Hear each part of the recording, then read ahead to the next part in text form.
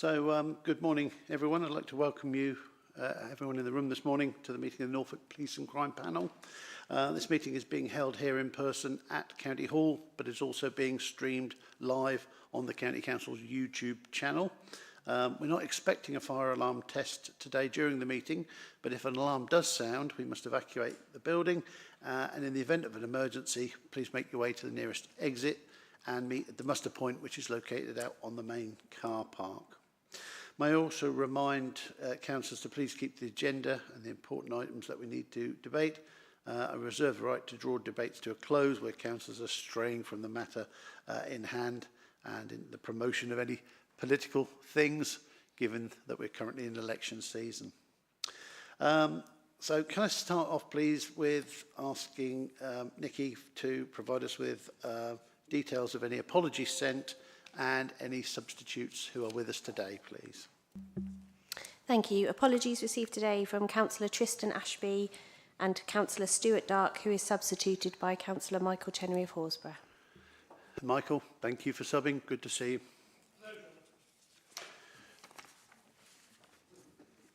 Moving on, the minutes of our last meeting, which was held back on the 19th of January. Am I okay to sign those as a true record of what went on, please? I'm seeing nods and thumbs up. That's always good. Thank you. And also within those, attached to those minutes, is the written response to the question on seasonal trend in hate crime, and that's attached in our minutes at Appendix B. Panel members, any interest to declare? We don't normally have any at this meeting, but no, nothing to declare. No particular updates from myself as chair on this occasion. And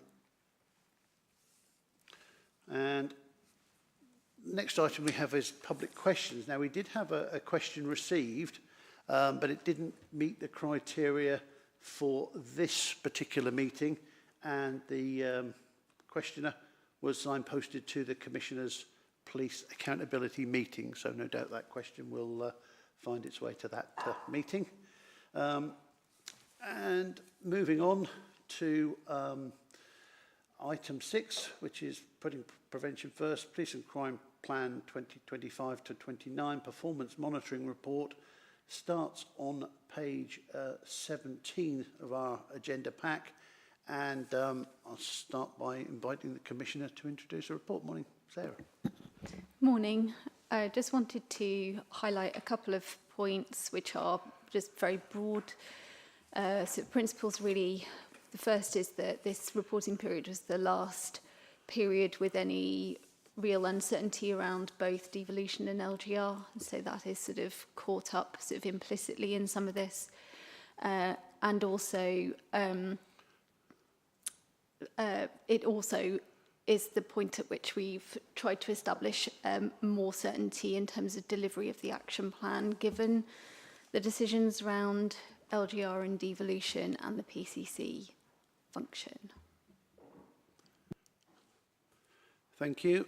And I think there are some improving stats within the figures as presented, which are always good to note.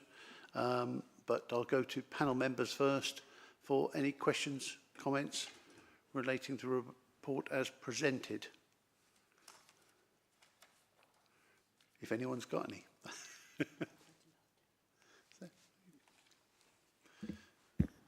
Good morning all, good morning Commissioner.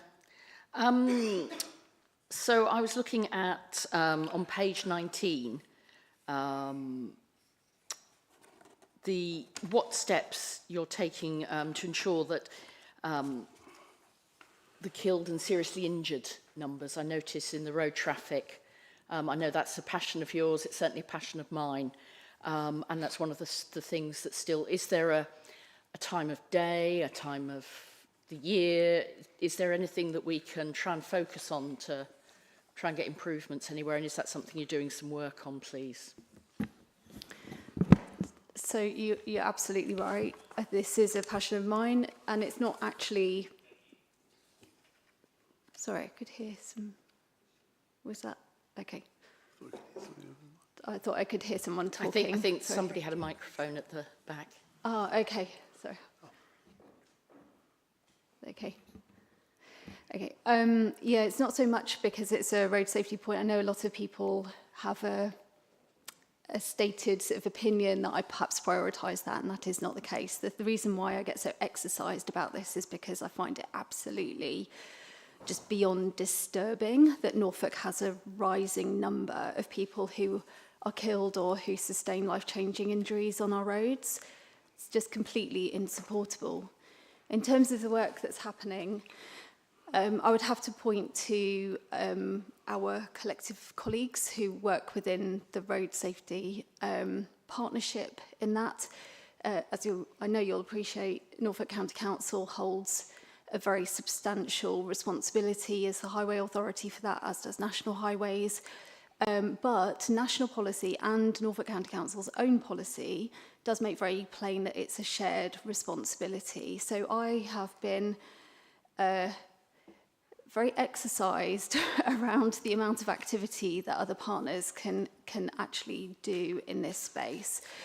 I know other areas have got a very much more substantial evidence base than we have here in Norfolk. It's a growing evidence base in Norfolk, which is to be welcomed, but there is more that could be done within that road safety partnership. Within policing in particular, I've been talking with the Chief Constable, not least at the last police accountability meeting, around both acknowledging that they do a huge amount of work in terms of enforcing the law of the roads, but also in terms of policing the roads. So you will have seen in the papers mention of Operation Foxtail now for the last 3 of these panel meetings.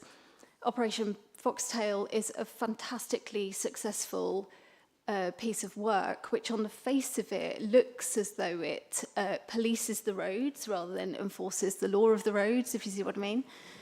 But there is so much positive correlation between serious organised crime, failure to insure your car, tax your vehicle, and actually being involved in crashes which are have serious outcomes. So by virtue of policing the roads, and this happens not just in Norfolk but in other areas as well, you are having a preventative effect.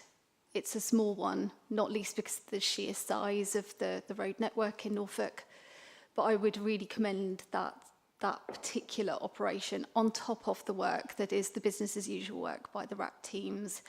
And I'm looking forward, actually, we've got a few meetings in place, the Chief Constable and I, to really highlight the work of Operation Foxtail, because we would like to see a lot more of that taking place.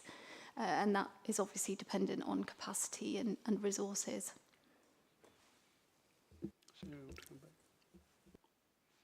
Thank you. I suppose that still leaves the question that I asked about, do we know and can we dig down? And I don't know whether Officer Thompson might be able to answer this more about when, have we got any stats behind what time of day, what time of year, is winter, are the darker months, is twilight, all those things that we hear about, are they the times when these nasty accidents are occurring? Or is it just across the piece? Is there something we can sort of clamp down on? So you would have to direct that question towards the Road Safety Partnership because they control that data and the analysis. So we'll be looking at a report in our next meeting this afternoon, which will perhaps pick that up at that point. But no, I concur with my Vice Chair. The number of killed and seriously injured on Norfolk roads in the last 12 months, increased over the previous 12. We've got a network that in the last 12 months has had introduction of average speed cameras across most of the primary trunk road through the middle of Norfolk, the A47. Most of the areas of single carriageway there have had 50 mile an hour and average camera speeds, put on them, and yet the numbers still keep increasing, and that just begs the question: where are people going wrong? But I absolutely get what you say about defective vehicles. If people have got bald tyres and dodgy brakes and whatever, they're much more likely to have problems leading to an accident. So a clamp down on insurance and if you're checking insurance and you're checking MOTs, then you're looking for those things like defective tyres, defective brakes. And cars like that need taken off the road for the protection of everybody else. Commissioner, you want to come back in? Any further questions, comments? Councillor Sands, Mike, please. Thank you, Chair. Just at the top of page 20, there's an item about reducing harm. It talks about combating new forms of extremism. And I had it drawn to my attention just recently, just within the last couple of days, of active clubs, which I think we've raised before. And someone seems to think there may be some sort of active club starting up in King's Lynn somewhere. You might be familiar with this. They often come under the guise of boxing clubs. But I sort of checked, and there have been a couple of interesting items in The Guardian recently, one I think in October and one actually earlier this month. I've got the links for that, so if I forward them to Nicola or Joe, they may perhaps be able to forward them to the rest of the committee if people are interested. Yeah, that would be helpful, and I must admit I'm not aware of a particular club setting up in King's Lynn in the guise of a boxing club, but I will. Yeah, it may be perfectly innocent, but you just don't know with these things because there are lots of funny things happening, shall I say. Yeah. Yeah. Yeah. Okay, thank you.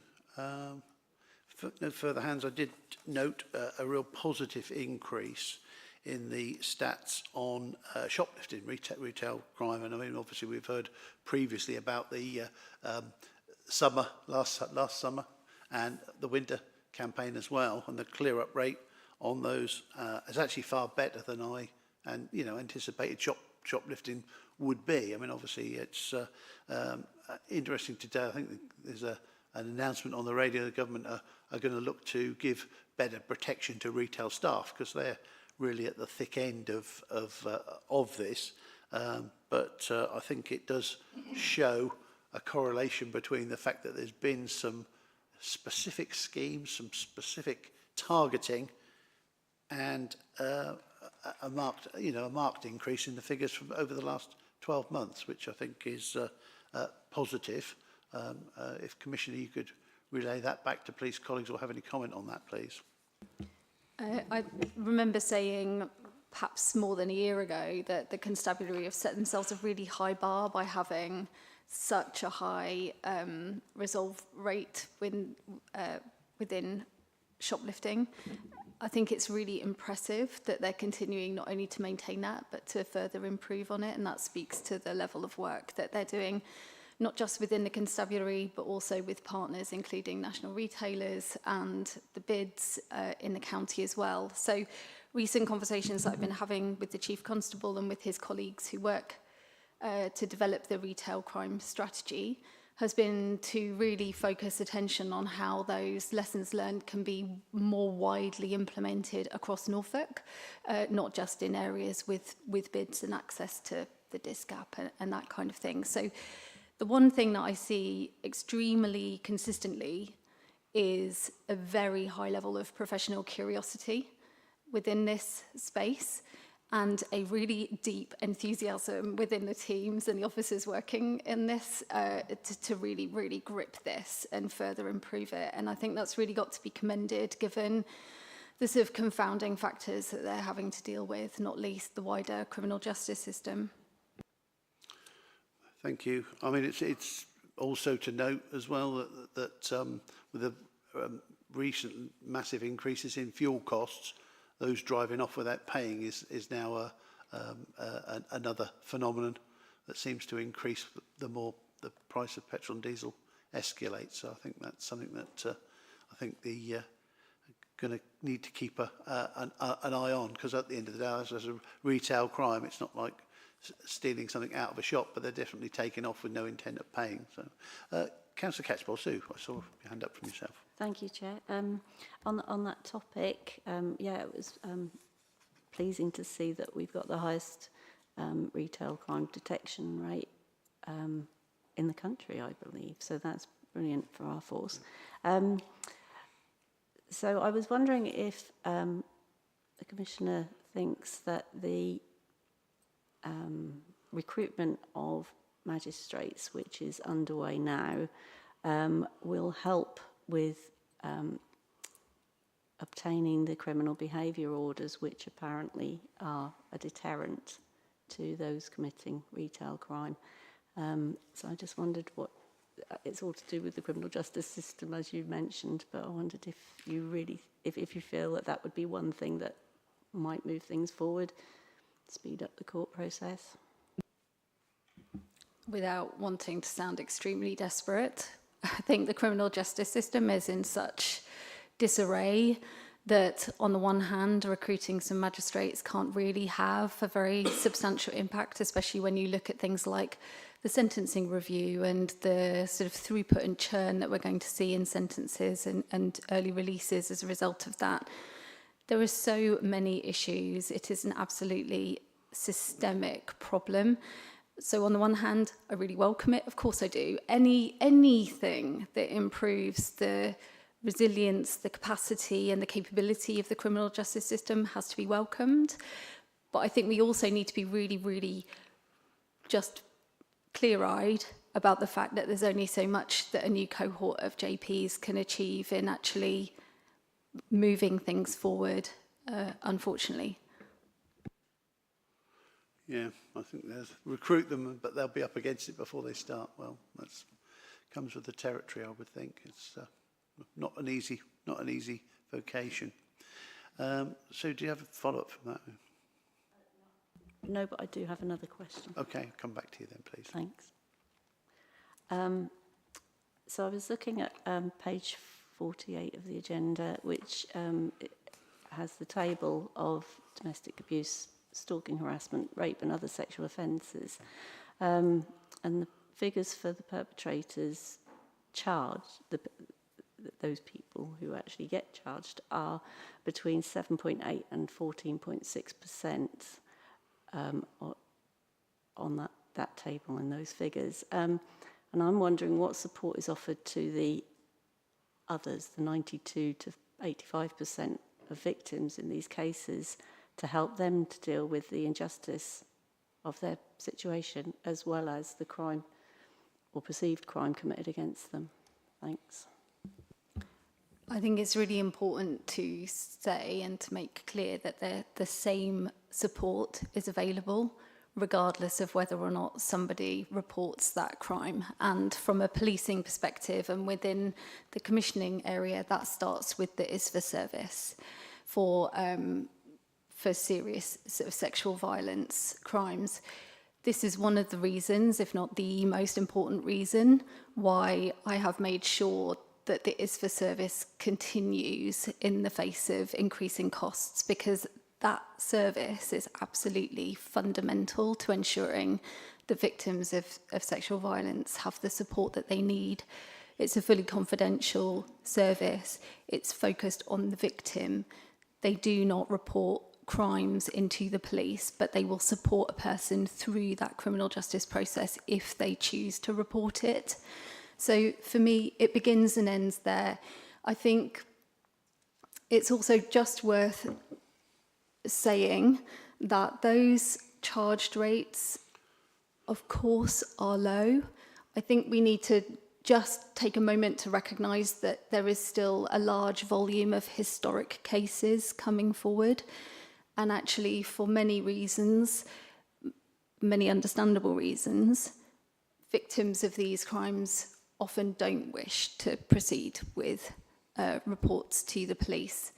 Nonetheless, they are recorded as crimes when they are reported, but they may not be proceedable, if that makes sense, because of the historic nature of the crimes. But in terms of the support is there through that service and then through other commission services.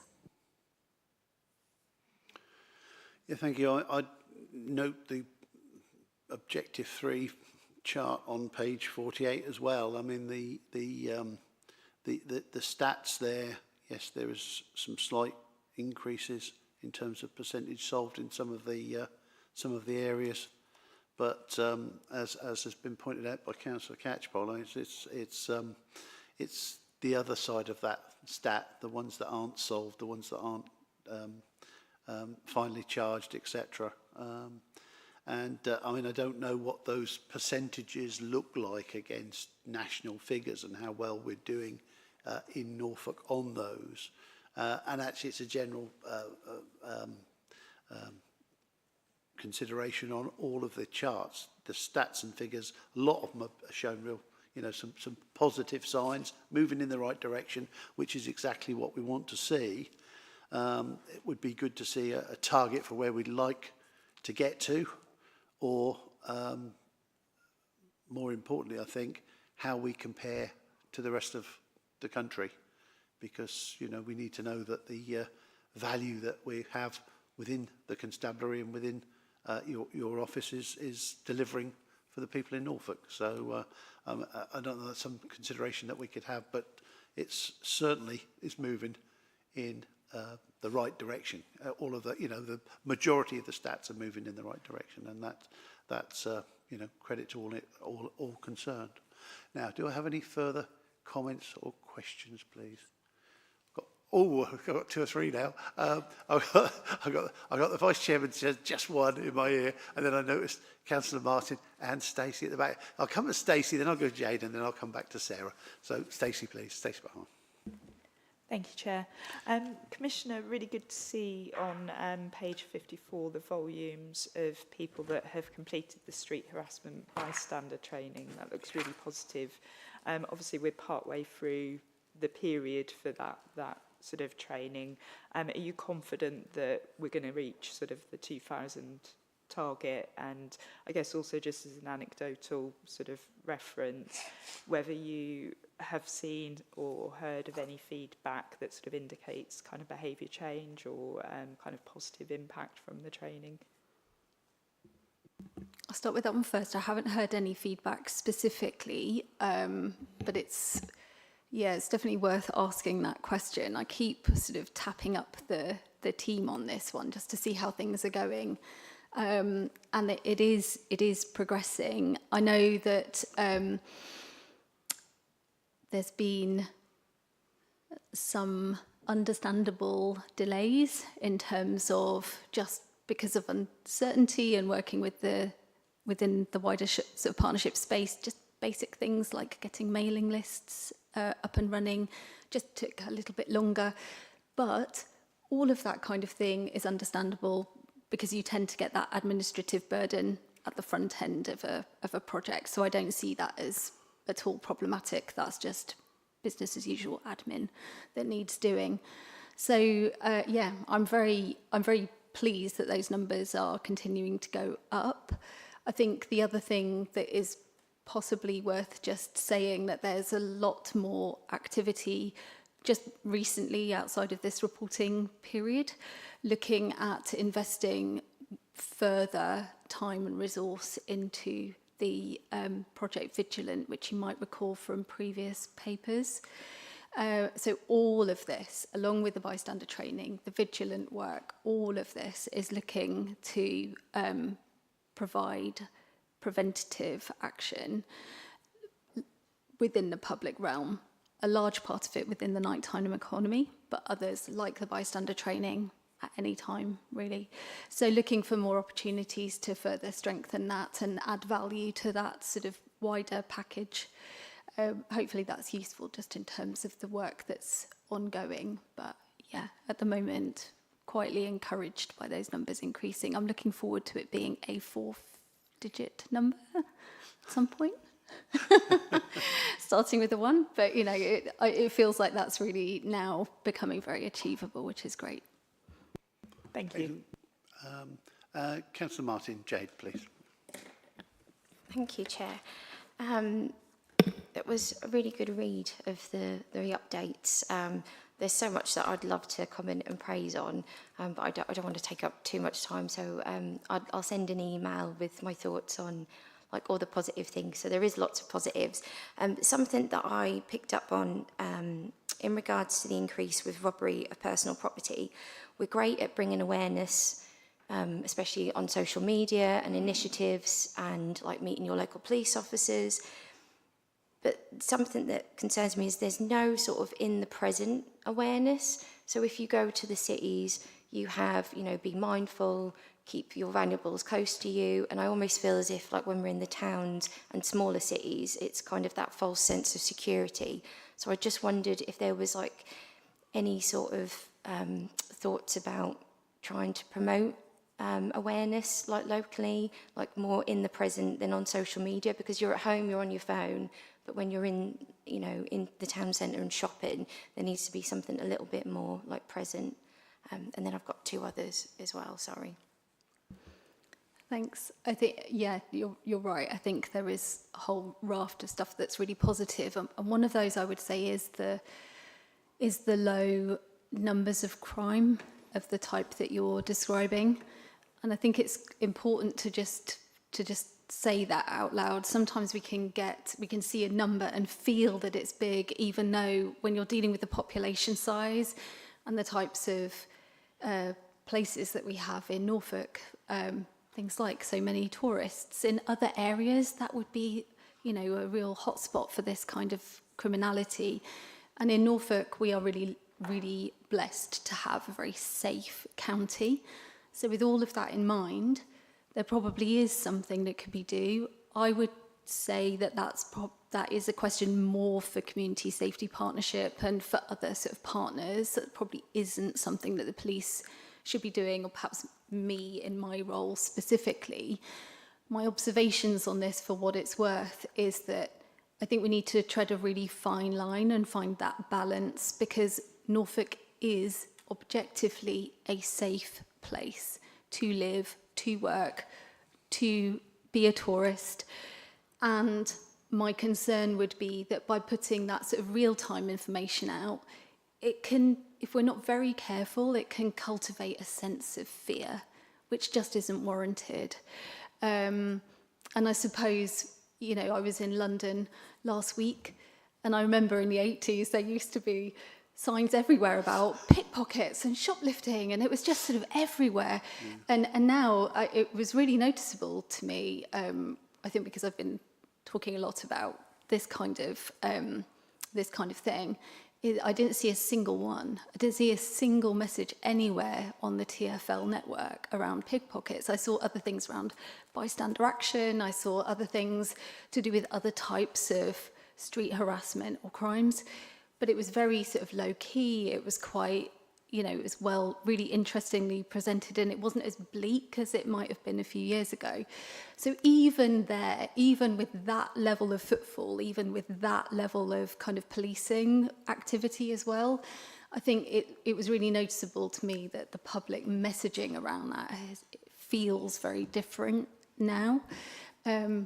Take from that what you will. Do you know what I mean? I'm not commenting on the effectiveness of it. It's just noticeable to me that that's changed. And I think in parts of Norfolk where our towns, our rural villages are so dependent on tourism as well, I think we have to be really careful in how we increase people's awareness where it's relevant, and we don't sort of inadvertently cultivate a misplaced sense of fear. Thank you. And then something else, 5.22, around the harassment and stalking offences, and sadly the increase and the solved rate.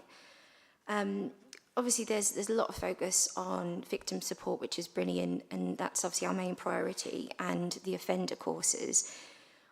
I know there was briefly mentioned in there about school education.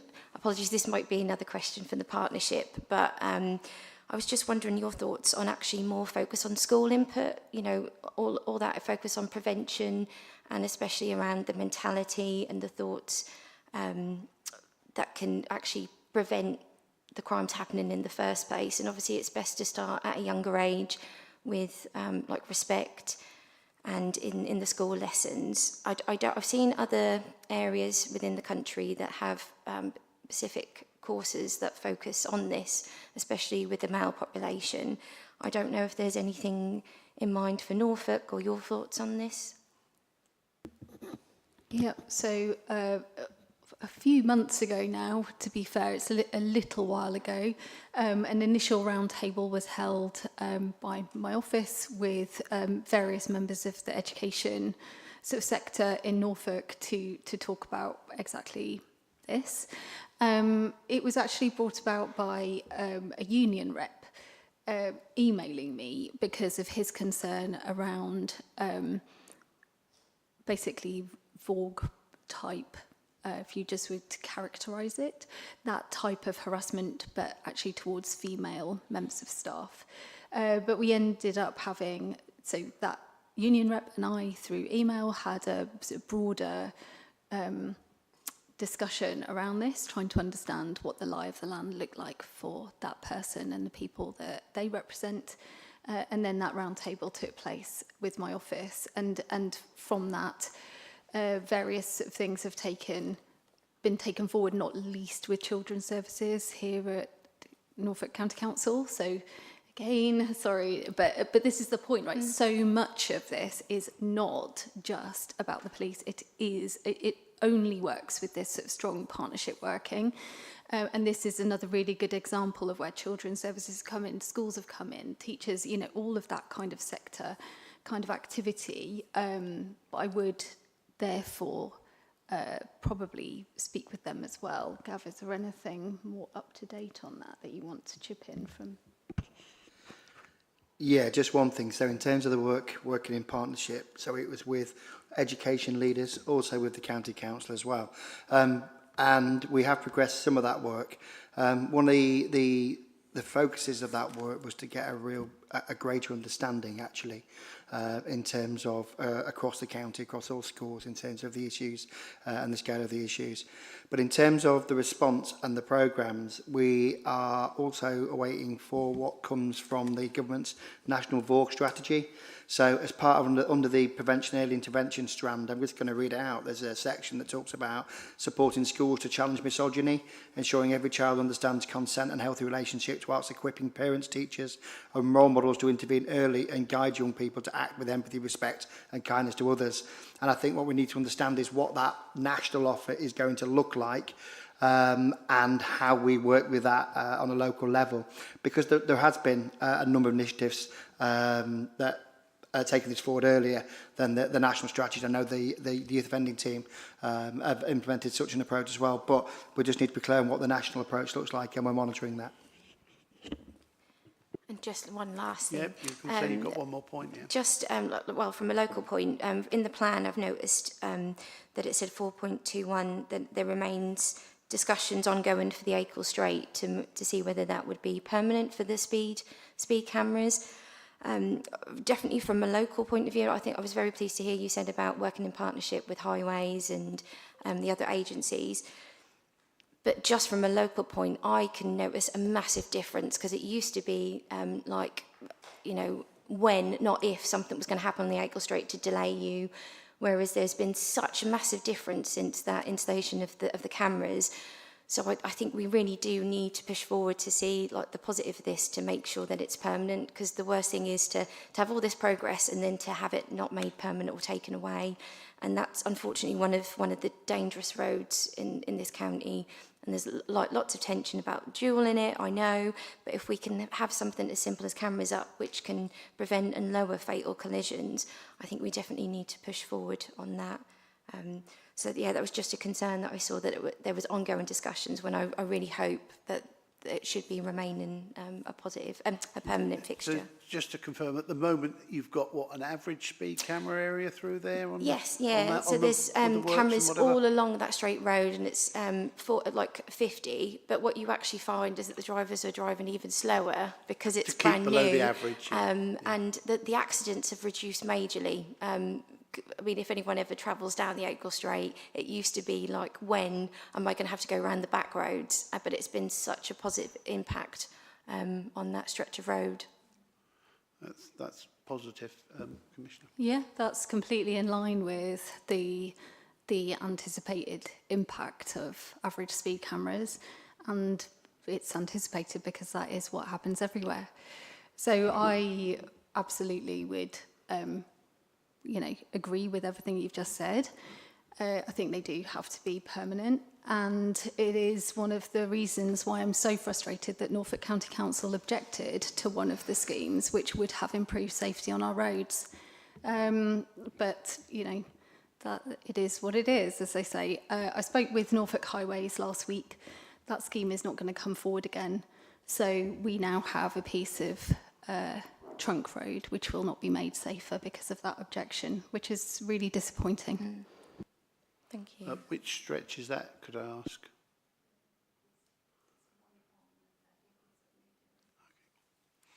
Jade, has that answered your points? I think one of the things in terms of the that section of road on the Acle Strait, if there are temporary average speed cameras there now, I think it's something that ought to be taken up as well by the A47 Alliance. I know it's a lobby body trying to get the ultimate dualling of the A47, but they do also strive to get other improvements for safety on that as well. So perhaps that would be a lobbying point to lobby the Alliance to lobby further for those average speed cameras to stay in that location. Commissioner? I would just make an observation that so often people that I talk with, politicians, officers and the public, want an evidence-led approach. Going to a lobbying group, in my view, is just not an appropriate way forward. We have the evidence, the scheme is in place, we should be advocating for its retention, and we should be advocating for the same kind of approach to be put in place across Norfolk. A few average speed cameras does not prejudice the delivery of a dualling scheme in future, and we should be advocating for safer roads today, regardless of what improvements might come tomorrow. I disagree. I think the A47 Alliance has had the ear of people within the national highways, and actually if it's there and plugged in and working, you know, when it comes to the end of the scheme, just leave it there and don't take it away is probably the easiest ask. But anyway, whatever, if it's working and doing a job, we want to try and see it retained through whichever channel we can muster for that. I've got Councillor Chenery of Hallsborough before I come to the Vice Chair. Yeah, thank you, Chairman. Just want to ask you a question. You know that between West Lynn and Sutton Bridge, Indeed. we've had the average speed cameras there. You do. How many years is that? And were they only meant to be on a temporary basis? Because it's highly successful. Yes. Yeah, was it meant to be long-term or not? That was a long-term provision because of the accident record on a couple of the junctions, not least Station Road at Terrington St Clement, where there'd been a number of fatalities over the years.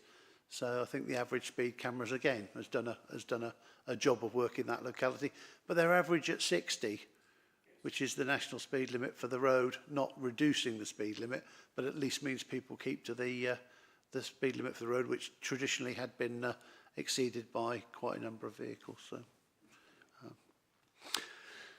thank you, Michael. Councillor Buttercofer, Sarah. Thank you, Mr. Chairman. So my next question is about, I saw something in the press regarding response times and the 5 worst areas in Norfolk, and saw that Holt was one of those. And concerned about how long it's taking, wondering what you've been able to do to try and get the constabulary to improve those response times. I know some of the officers in that area, and I would commend the work that they do. They're fabulous, but it's just, obviously, when somebody's been involved in a crime, they really want the police to help them as quickly as possible. Yeah, if you don't mind, I'd like to come back to you. I'd like to just check my facts and come back to you more fully on the Holt area. The reason for that is because in conversations with the Chief Constable on this, and this is where my recollection may be failing me, and I want to just put a big health warning on this as a consequence.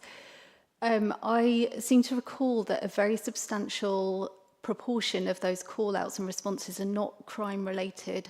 So they're things like broken down vehicles. They're things like, so I do want to just go, I want to go back and check that, please. That's not to say that I'm comfortable with where the response times are, but I think it's important to have some clarity on the reasons for those sort of call-outs in those areas, because where we have rural areas, and obviously we had an area in the south of Norfolk as well, which is similarly sort of rural in nature, I'm very alive to the fact that one issue can compound another. So the Chief Constable and I, and actually other members of his team, have been talking for some time now about response times and about really sort of tightening that up and what the response can be in those rural locations. And I expect to see a few things come forward to improve on that. But yeah, if you'll permit me, I'd like to come back to you with some more specifics around the Holt location. Absolutely, and I would say I do agree with colleagues. You know, it was very pleasing, just in sort of my closing comments, to see how many positives there were in this report.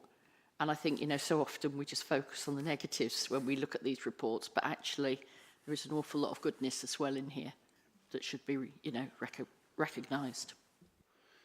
Indeed, I absolutely can. Oh, we've still got some more hands coming up now. I just had Stacey ahead of you, Renata, so it's very, very close, but Stacey, please. Thank you, Chair. Commissioner, thank you for the detail that was provided around the hate crime trends and kind of the report around what that looks like in terms of seasonality. There was something that I was interested in, and without wanting to kind of draw you into political discussion, because that's obviously not appropriate for this forum, but recognising that we do have seasonality that impacts us in Norfolk particularly, and recognising that we are entering into a period of political change. Is there anything that we're doing from a prevention perspective to assist with sort of how we might offer advice around reporting and kind of recognising hate crime locally, and whether there's sort of activity in the run-up of the next couple of months to help communities with that? Yeah, I know rightly you and I have a question on this every panel, and I know that for different reasons you and I are very exercised about this point. I think it's fair to say that there's a level of scrutiny in this which is consistent, both from you and from the wider panel, and then from me to the Chief Constable, because there is so much, it feels as though there's so much fragility, I think is probably how I'd describe it, especially with certain parts of our wider community.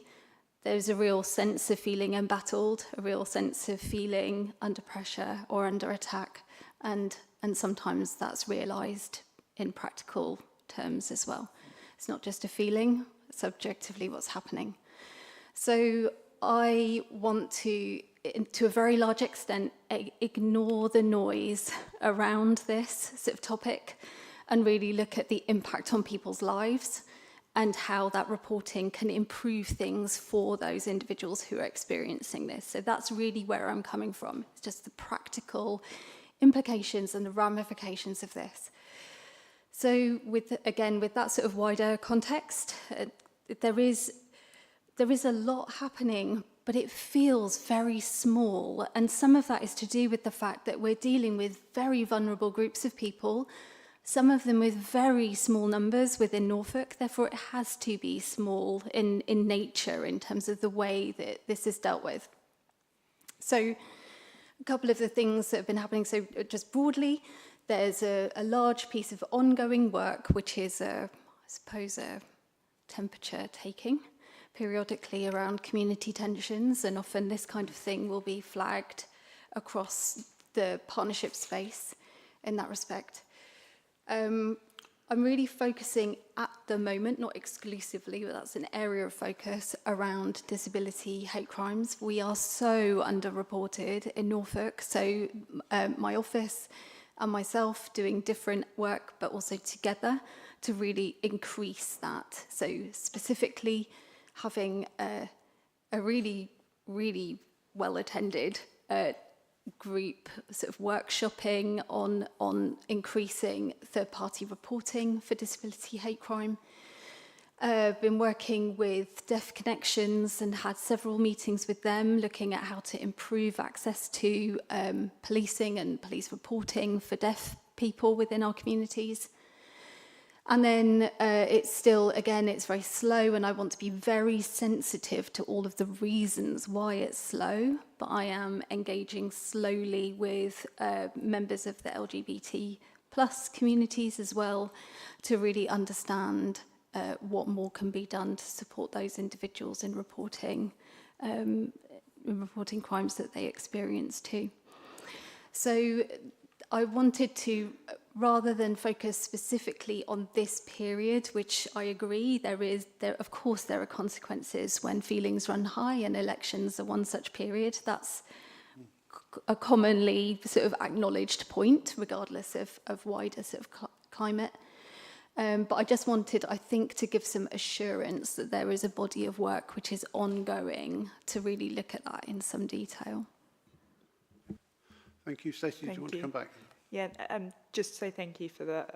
I appreciate the detailed response, and I think you're right in terms of often there are groups that we don't talk about enough in that context, so it's really useful to hear that. Thank you.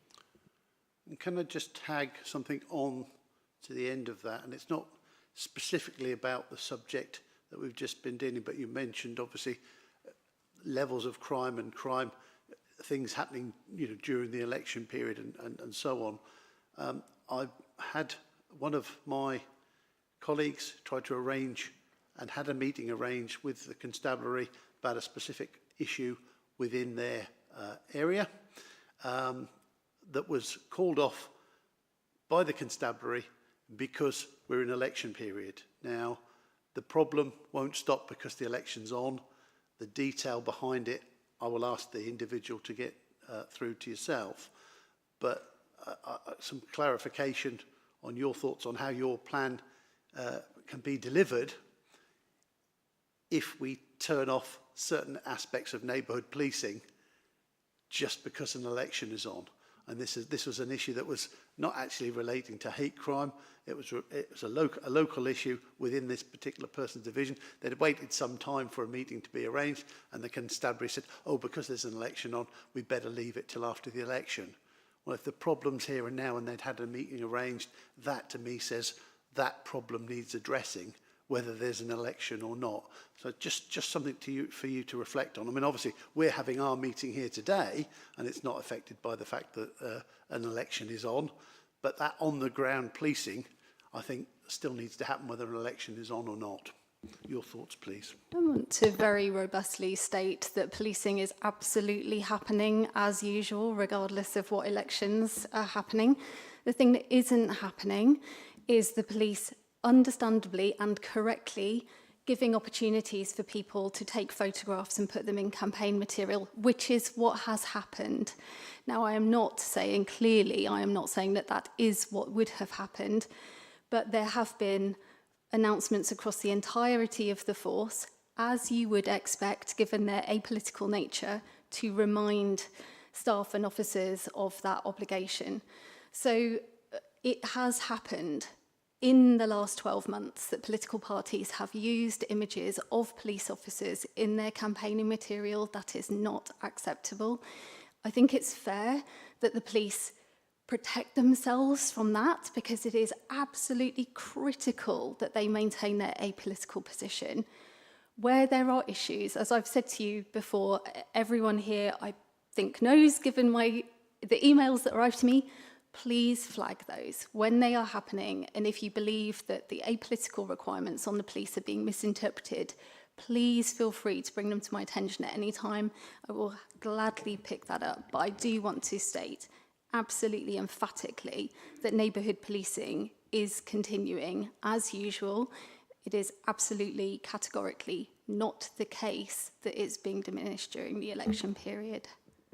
Yeah, that's really refreshing, and the detail behind that particular case, I'll ask the individual to make contact with yourself and highlight what the actual circumstances are. I don't think for 1 minute the local policing is being paused, but in that instance, that particular problem isn't getting addressed, and it's going to be put off until after the election.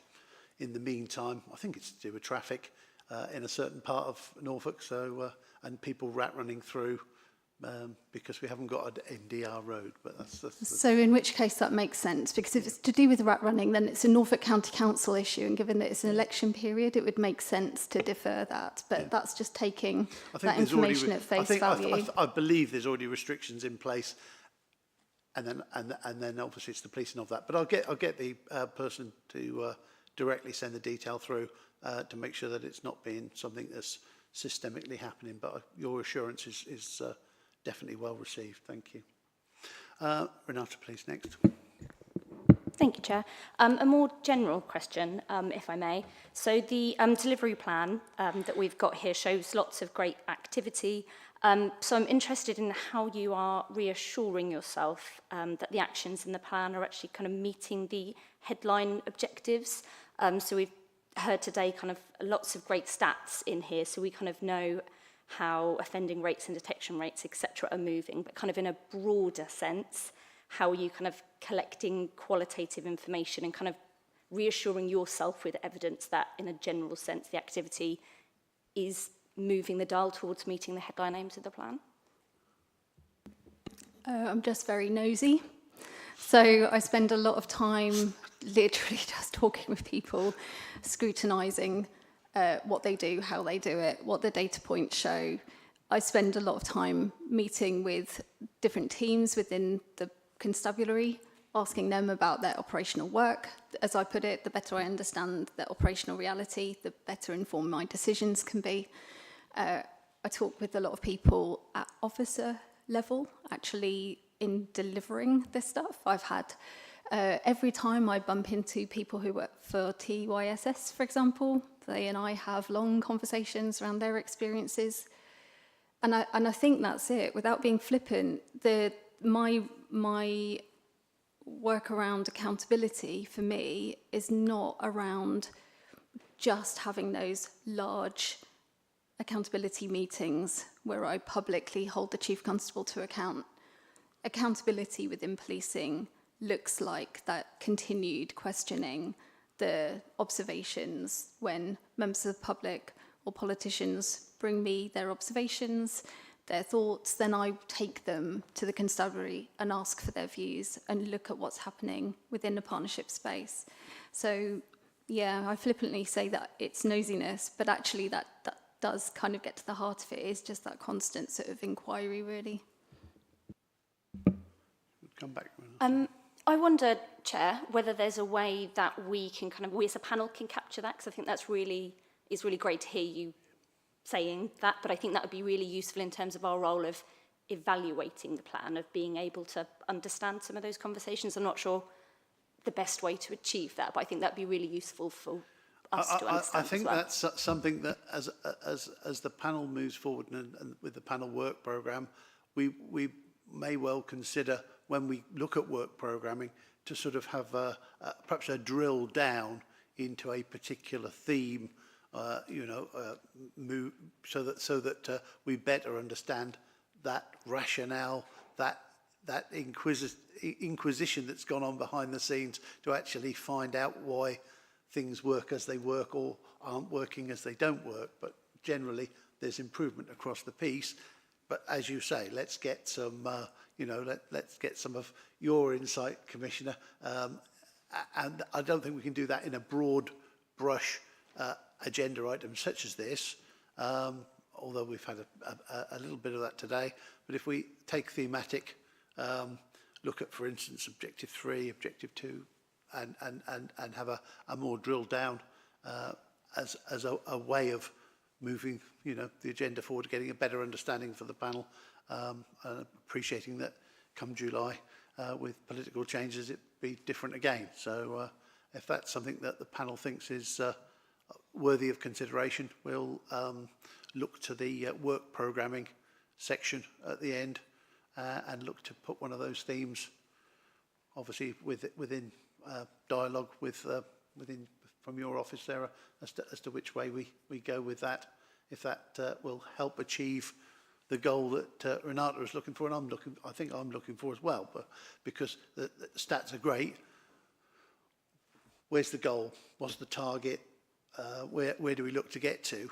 I doubt we'll ever get to perfection on any of these stats, 100% convicted, 100%, it's never going to happen.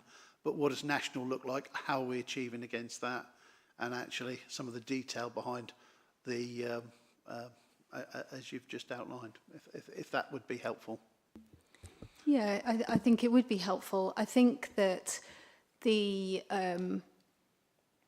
other sort of element that I would want to bring into that, and I have no idea how you pull this together, but that's one for you to sort of figure out, I think. It's just to know that I'm receptive to it. There's no barrier to this. There's two points really. I experience, in my view, when I look at when I have conversations with some of my peers, I experience a very high level of candour when I talk with people within the wider policing sector. And that is incredibly valuable. And I think you want, in any function which has a corporation soul, an individual person, whether it's a mayor, deputy mayor, kind of conducting that work, or a standalone PCC, you want to safeguard the ability for that person to elicit a candid response. So I think it's really important to safeguard that, because that is valuable. The other thing that I wanted to just mention is the wider context that the police are working in, and I am going to keep coming back to the criminal justice system here, because things like the sentencing review, things like early prisoner release, have the potential to be so complicating and potentially deeply frustrating in a practical sense to the business of just what day-to-day policing looks like. And so I would advocate that whilst you as a panel are working out how to do that, get a richer kind of product, if you like, a richer kind of depth of information, I would also advocate for looking at ways of bringing perhaps some additional voices or information in from the criminal justice system, whilst also acknowledging that there is things like the Criminal Justice Board, different partners already working within that space, including parts of the County Council and others. Thank you. Stacey, did I see a hand pop up from yourself here, please? I think that's a really positive idea, Commissioner, and I think sort of one thing that I'd be interested to hear your views on whether there's something that we can do as a panel with your team collectively to think about how we generate that view, because I think, we may have an idea of what we're looking for, but actually there's a real practical element of what can the office achieve, recognising that it's a difficult period. But I think it would be useful, we've talked about kind of feedback a lot today, and that qualitative element, I think it'd be really useful to have that joint conversation in possibly a closed session out of this sort of forum, to look at how we might do that together. Yeah, it's becoming quite a tedious thing to have to keep saying, but capacity is a thing that we just need to work around. But yeah, absolutely. We'll just organise a meeting in the usual way. Very happy to look at that and what that might look like administratively going forward. I think it's important to work that through. Excellent, thanks very much. I think I haven't seen any further hands up. Joe, is there any thing that I've got in my mind that we'll look to sort the more thematic approach and have a specific item for perhaps the next meeting on. But are there any other recommendations or considerations that the panel wishes to put forward at this time? Not looking at any. In which case, thank you, Commissioner, for the... Oh, Joe, got some bits from yourself. just to confirm that there were two other items that I think the panel wanted to take forward. One was asking the Commissioner to commend the constabulary on its response to shoplifting. Yeah, oh, absolutely, yes, yeah. I mean, those stats, the improvement is well received, and you know the fact that we'd had reports of what had happened in the winter and last summer, where that's been targeted. Some figures that are we heard. At the very top of what's happening across the country. So definitely commendation from me for that and from the panel for that. So. And the second was to ask the Commissioner for a written response on rural response times, particularly in relation to Holt. Holt. Yes, indeed. Yeah. And that will be picked up, I'm sure, outside of the meeting. I'll get that one sorted. Right, I think that covers off that item. Thank you all very much indeed. We'll move on then to page 67 of our agenda, which is the information bulletin section. Start by asking you, Commissioner, whether there is anything you wish to add or comment or highlight within the report as presented. Only to say that I'm really looking forward to the next quarter, which will be more settled. So, yeah, it's been, I hope, but let's see. I don't really want to sort of go through that again. I think it's reasonably sort of self-explanatory. Yes, yeah, we can see you've definitely been very busy. Questions from the panel on the report as presented, please. No, Sarah? I suppose my only question was whether we've had any response back regarding the funding. Have you been having some... Or is this the next one? Sorry. You're ahead of yourself. I'm ahead of myself. She's ahead of herself. Right. To which, are there any particular recommendations the panel wishes to make on this? I don't believe there will be. Thank you all. Moving on, we've then got page 76, which is, page turned down ready, the complaints monitoring report, which obviously is for the panel to note. Just check there's no further comments. Is it this item that you want to raise a point on? No, it's the next one. Very hard with myself. Oh, okay. I can't find it now. Oh, sorry, Councillor Sands. Thank you, Chair.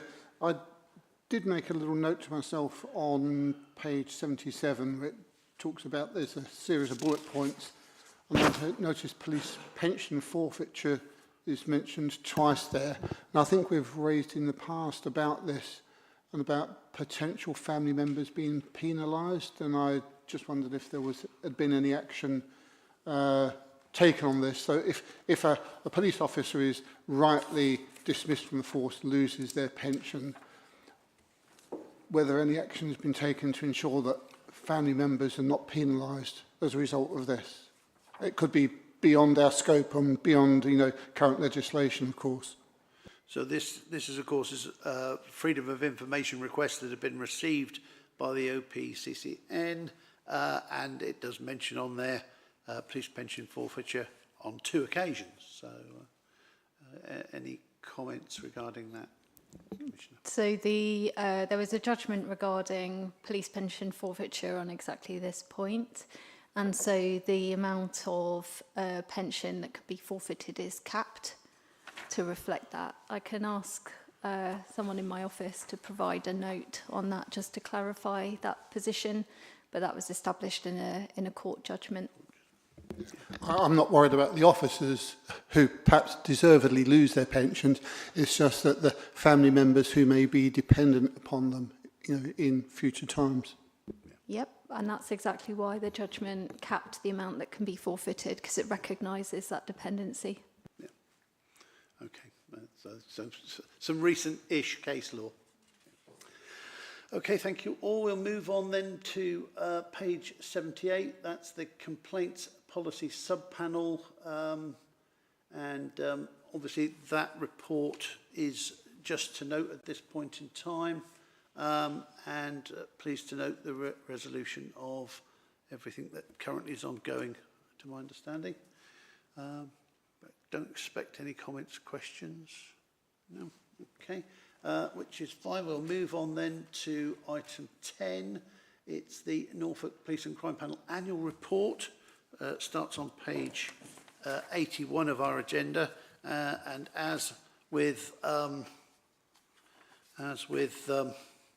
other scrutiny bodies and committees, we produce an annual report so that other bodies can see what we have been up to in the previous 12 months, who our committee members were, and the items and detail of what we have been dealing with. So that has been circulated out with the agenda. Any questions? Have we spotted any omissions of stuff that we've done that's not on the report? That's the important one. Oh, Sarah. This was just a query, really.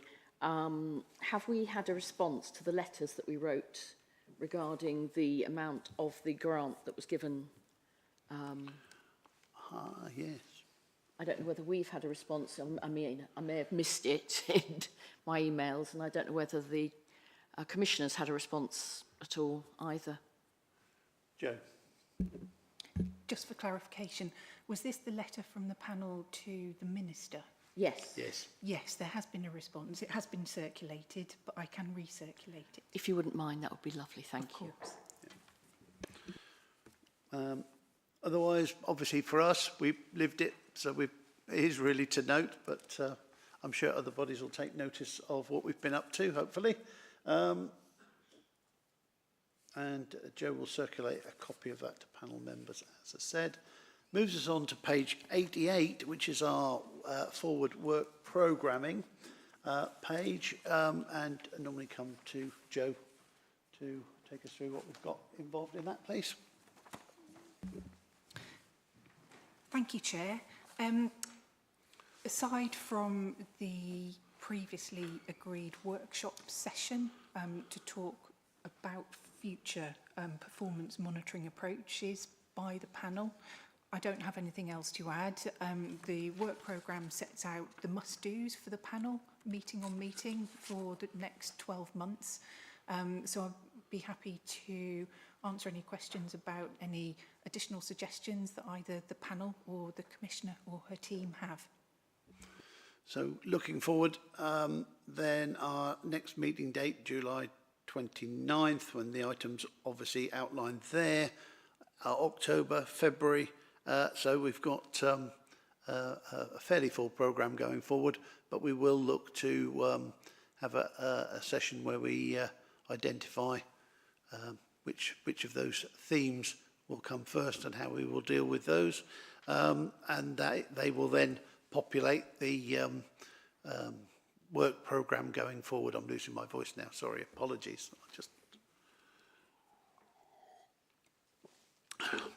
Any additions or comments regarding the work programme at this time, please?